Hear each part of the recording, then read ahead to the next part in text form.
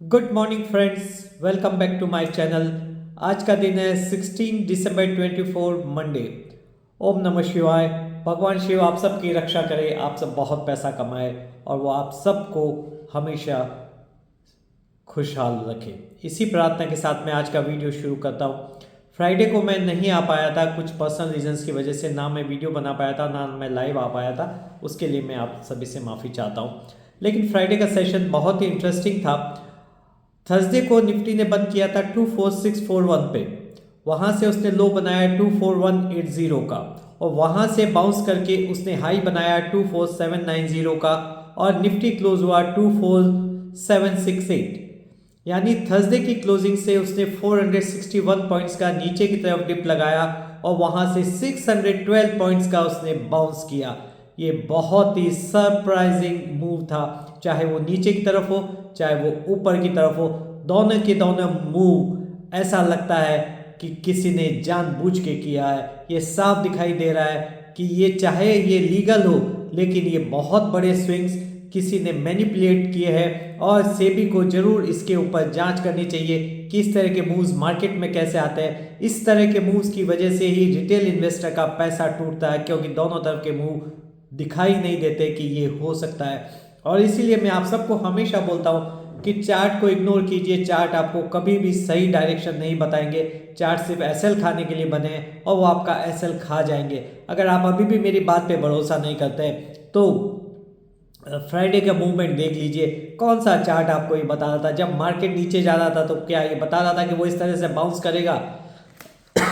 लेकिन लेकिन एक बात पक्की है कि मार्केट डेटा को रेस्पेक्ट करता है और डेफिनेटली मार्केट को 24245, मैंने आपको हमेशा बोला है कि मार्केट को अपनी रेंज तोड़नी पड़ेगी। या तो उसको 24245 के नीचे बंद होना पड़ेगा या उसको 24745 के ऊपर बंद होना पड़ेगा अगर उसको रैली करनी है। अगर उसको नीचे जाना है तो 24245 के नीचे बंद होना पड़ेगा। तो एग्जैक्टली देखिए 24245 का उसने लो बनाया, इन शॉर्ट 24180 का हाई लो बनाया। 25-50 पॉइंट इधर उधर हो सकता है, पर बेसिकली उसने 24245 का सपोर्ट लिया और वापस 24745 की तरफ गया। एग्जैक्टली वैसा ही हुआ जैसा कि डेटा को मार्केट को रेस्पेक्ट करना चाहिए था। ये एक ट्रेडिंग रेंज थी जिसे वो कंटिन्यूअसली रेस्पेक्ट कर रहा था और उसे तोड़ नहीं रहा था और उसकी वजह से वो बहुत आपको पिछले कुछ दिनों में बोर किया।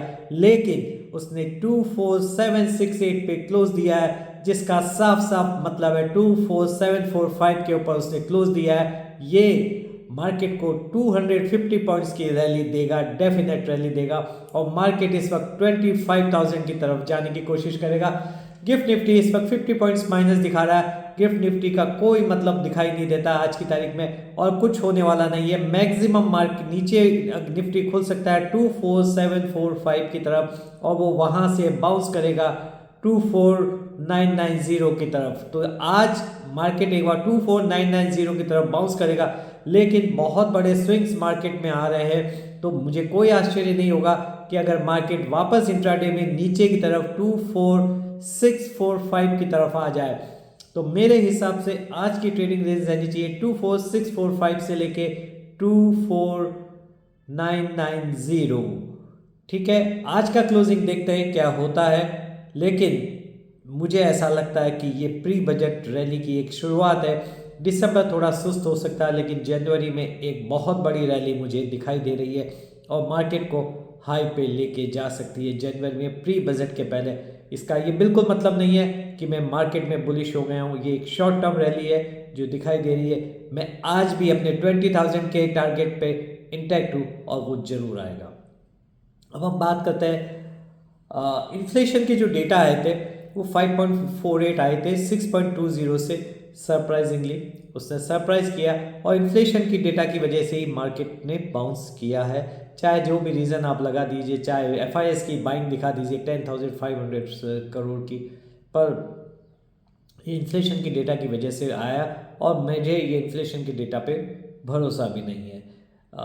बहुत सारी चीज़ें होती है, सरकार बहुत सारी चीज़ें मैनेज करके दिखाती है, इकोनॉमी को इंटैक्ट करने के लिए सब किया जाता है, पर ये डेटा मुझे तो ठीक नहीं लग रहा है। क्योंकि जिस तरह से महंगाई बढ़ रही है ऐसा लगता नहीं है कि इस तरह का इन्फ्लेशन का डेटा आना चाहिए, इसने डेफिनेटली सरप्राइज़ किया और कम इन्फ्लेशन की डेटा की वजह से मार्केट ने बाउंस किया है।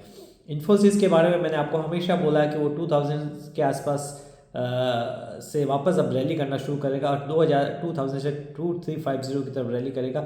इन्फोसिस का एक्चुअल प्राइस 2350 है। इन्फोसिस आपको बहुत जल्दी 2350 की तरफ जाता हुआ दिखाई देगा। रिलायंस पे मैं अभी भी बुलिश नहीं हूँ, रिलायंस मुझे अभी भी 1045 दिखाई देता है, रिलायंस मुझे ठीक नहीं लग रहा। पेटीएम में मेरा ये मानना है कि बहुत जल्दी 1000 के ऊपर क्लोज करेगा और 1000 के ऊपर वो वहाँ से रैली शुरू करेगा। स्विगी मैंने आपको बोला था कि बाउंस करेगा 500 रुपीज़ पे, मैंने स्विगी थर्सडे को बोला था कि BTST लीजिए और स्विगी ने 28 रुपीज़ का बाउंस दिखाई दिया।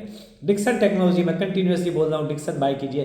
थर्सडे को भी मैंने डिक्सन सबको बोला था लेके जाइए, 282 पॉइंट्स की उसने रैली की है और आज भी डिक्सन के अंदर एक न्यूज़ है कि उसने वीवो के साथ में मोबाइल बनाने के लिए कोई एग्रीमेंट किया, तो हो सकता है डिक्सन आज भी चल जाए, लेकिन देखना होगा कि आज क्या क्लोजिंग देता है। मैं फिलहाल इस वक्त डिक्सन में कोई भी ट्रेड करने की सलाह नहीं दे रहा हूँ, मैं शाम को आपको बताऊंगा कि डिक्सन में क्या करना है 3:25 पे।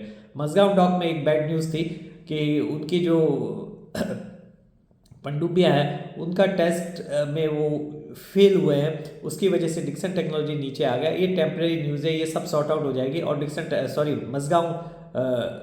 मजगांव डॉक धीरे धीरे वापस 5000 के ऊपर क्रॉस करेगा। लेकिन मैंने आपको बोला था कि 5040 पर वो रेजिस्टेंस फेस करेगा, एग्जैक्टली उसने 5040 पर रेजिस्टेंस फेस करके वापस वो नीचे आया, पर इसको 5040 के ऊपर क्लोजिंग देना पड़ेगा 5500 की चाल के लिए। M&M एज एक्सपेक्टेड वापस रैली किया, 15 रुपीज़ प्लस किया।